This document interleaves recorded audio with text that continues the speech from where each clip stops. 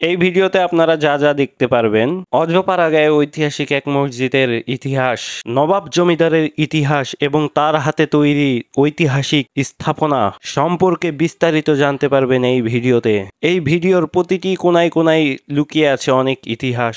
তো দেখার জন্য এবং বোঝার জন্য সম্পূর্ণ ভিডিওটি দেখুন। এই এলাকাতে আমাদের নবাব একজন জমিদার ছিলেন। ওই জমিদারের এই এলাকাতে যে প্রজা ছিল, মহরমের 10 তারিখে অর্থাৎ আশুরায় যে উদযাপন হয়, ওই দিনে এখানে এই প্রজাদেরকে ডাকা তবারকের ব্যবস্থা করেন নবাব সাহেব।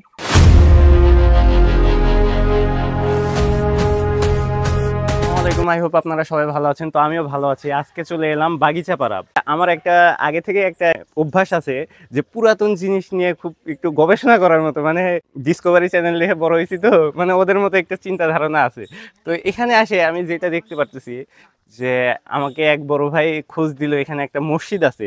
আসলে এটা মসজিদ কিনা সঠিকভাবে কিন্তু বোঝা যাচ্ছে না, কিন্তু এর যে নকশাগুলা, এই নকশাগুলা দেখে কিন্তু মনে হচ্ছে এটা সম্ভবত মসজিদই। কেননা মন্দিরে কিন্তু বিভিন্ন জীবজন্তু যা যাবতীয় মানে প্রতিমূর্তি দেখা যায়, মানে নকশা দেখা যায়, কিন্তু এখানে কিন্তু কোনো জীবজন্তুর নকশা নাই, শুধু ফুলের নকশা আছে, তাছাড়া অন্য কোনো নকশা নাই। সেই হিসাবে বলা যাচ্ছে যে এটা মসজিদই, হয়তো মসজিদের হয়তো কিছু অংশ এটা। এটা যেহেতু পশ্চিম দিক করে মুখ করানো, সেহেতু বলা যায় যে এটা আসলে মসজিদই হইতে পারে। কিন্তু মসজিদ হইলে পারে এত ছোট একটা, মানে এত ছোট একটা, এটা কি অবস্থায় মানে বুঝতে পারতেছি না। মানে এত ছোট দরজা, এটাতে তো মানুষ ঢুকতে পারবে না। তো এটা কিভাবে কি করলো, না জানালা ছিল এটা, সেটাও বুঝতে পারতেছি না। তো যাই হোক, তো এখানকার আশেপাশের দুই একজনের কাছ থেকে এটার কিছু তথ্য নেওয়ার চেষ্টা করব। তো এটার লোকেশন হলো আদমদিঘি, বাগিচাপাড়া। তো আসলে রাস্তার পাশেই দেখতে পারবেন, অনেক সুন্দর একটা জায়গা। আর এটা যেহেতু অনেক পুরাতন, আমার কিরকম জানি প্রথমে ঢুকে দূর থেকে দেখে মনে হয়েছিল যে হয়তো মন্দিরের কোনো ধ্বংসাবশেষ, কিন্তু অনেকজন বলল যে এটা মসজিদই হবে হয়তো। মানে সঠিক তথ্য কেউ এখান থেকে, মানে এটা সঠিক তথ্য কেউ দিতে পারলো না। আসেন পরবর্তীতে কারো কাছ থেকে দেখে এইটা সম্পর্কে কিছু জানার চেষ্টা করি। চলুন।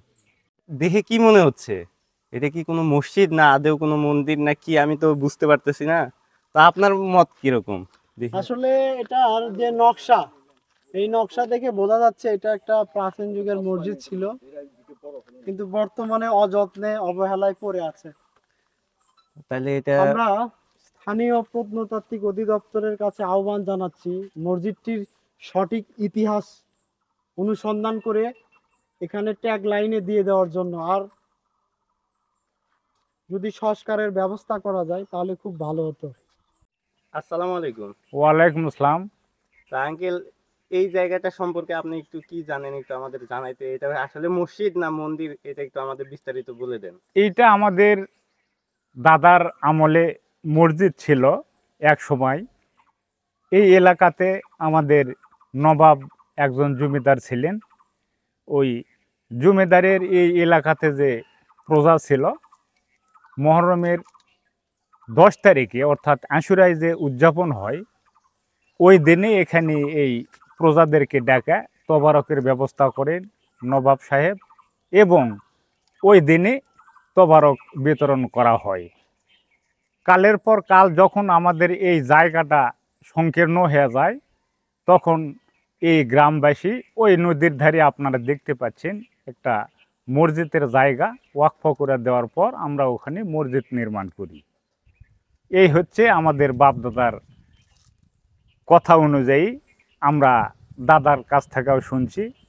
এই হলো এই বাগিচাপাড়া গ্রামের এই মসজিদটাই, এইটা একটা ঐতিহ্য। তাই আমি অনুরোধ করব বাংলাদেশ সরকারকে এবং বগুড়া ডিস্ট্রিক্টের ডিসি মহোদয়দেরকে, আপনারা এখানে এসে এই নবাবের যে একটা প্রতিষ্ঠান, এই প্রতিষ্ঠানকে যেন আবার পুনরায়ভাবে সংরক্ষিত করা হয়, এই আমার দেশবাসীর কাছে অনুরোধ। নবাব কি এই মানে জমিদারের নাম নবাব, না তিনি কোনো নবাব ছিলেন? মানে না, এটা জমিদারের নাম নবাব, ও নামই নবাব, নামই বুঝতে নবাব। পারছি। তো ঠিক আছে, ধন্যবাদ আপনাকে। এটা যে মসজিদ, তাহলে আমরা এটা শিওর হইলাম যে এটা আসলেই মসজিদ। হ্যাঁ আসলে মসজিদ। ঠিক আছে, তা ধন্যবাদ। আপনারা কি এই জায়গায় নামাজ পড়তেন আগে? হ্যাঁ আমাদের জীবনে এখানে নামাজ পড়া হয়েছে। তারপর কত সালে? এইটা স্বাধীনের পরেই। মানে দেশ স্বাধীন জি। পরে নামাজ পর্যন্ত পুকুর তালাব এই সামনে এখানে আমার সামনে একটা পুকুর দেখতে পাচ্ছি, সেই তখন এইটা ছিল না, পুকুরটা ছিল এত না। দূর ছিল না, সামান্য একটা খাত ছিল। ও আচ্ছা আচ্ছা, বুঝতে পারছি। কথা বলছে তার মানে বেশি দিন হয়নি না, নামাজ বেশি দিন হয়নি আমরা এখানে নামাজ পড়ছি। তো এটা ভাঙে, মানে একবারে ভেঙে ফেলে দেয় না। এটা কিন্তু রড সিমেন্ট না। আচ্ছা, দাঁড়ান। বলছি এটা তো ভেঙে ফেলা নাই অবস্থায় আছে। আচ্ছা আঙ্কেল, এটা কি রড সিমেন্ট দিয়ে তৈরি করা এটা? যে না, এটা রড সিমেন্ট না।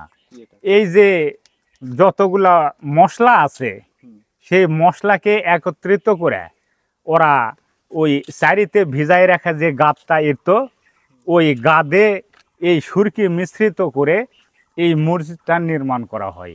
দেখেন এখানে কোনো রড নেই, আজও এইটা আছে। এই যে দেখবেন এখনো মশলার পাওয়া যায় এখানে, এই যে দেখেন। ক্যামেরা লড়াইটা জুম করবে, এলে কি রে আল্লাহ রে। কি এ ঢুকছে ভিডিওর মধ্যে, কথা বলতে হবে। আরে মেয়ে ওটি যাইতে আপনি জুম।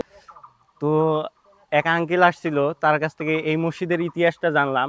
তো এই মসজিদটা যে তৈরি করেছে, যে নবাব জমিদার, তো জমিদারের নাম কিন্তু নবাব, সেই জমিদারের যে ইতিহাসটা, তো এই ইতিহাসের সাথে কিন্তু সংযুক্ত থাকবে। তো চলুন যাই, এখন ওই সেই নবাব জমিদারের বাড়ি, তার পৈতৃক নিবাস যে ছিল, সেগুলা কিছু দেখার চেষ্টা করব, সেই তথ্যগুলা আপনাদের সামনে উপস্থাপন করার চেষ্টা করব। সেটা আমার পরবর্তী ভিডিওতে পাবেন।